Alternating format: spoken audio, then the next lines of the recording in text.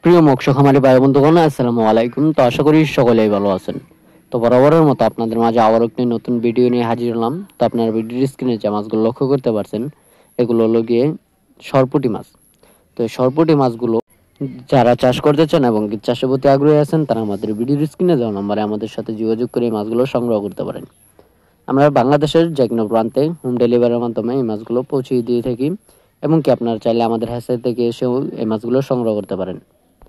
তো এছাড়াও আমাদের কাছে রয়েছে দেশি ও বিদেশি সকল মাছের পোনা, যেমন দেশি শিং, দেশি মাগুর, ভিয়েতনামি শোল, ভিয়েতনামি কই, তারাবাইন, ভেটকি, চিতল, বোয়াল, আয়ের, পাবদা, গোলসা, দেশি শিং, থাই পাঙ্গাস মাছ এবং কি মনোসেক্স, তেলাপিয়া সহ সকল প্রকার দেশি ও বিদেশি নানান জাতীয় মাছের রেণু পোনা আমাদের কাছ থেকে সংগ্রহ করতে পারবেন।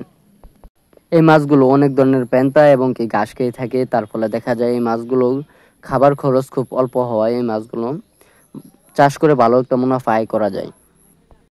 এই মাছগুলোকে চাষ করার ক্ষেত্রে আপনাদের পুকুরটা কিছুটা রোদ্রের আলোয় রাখতে হবে, এবং কি পুকুরের যদি চারপাশে গাছপালা থেকে থাকে তাহলে এই গাছপালা যদি কাটা সম্ভব না হয় তাহলে গাছপালা ছাঁটিয়ে নিতে হবে, এবং কি পুকুরের মধ্যে চারপাশে দিয়ে ময়লা আবর্জনা পরিষ্কার করে নিতে হবে, এবং কি পুকুরের চুন এবং সার প্রয়োগ করে আপনারা এই মাছগুলো চাষ করতে পারেন।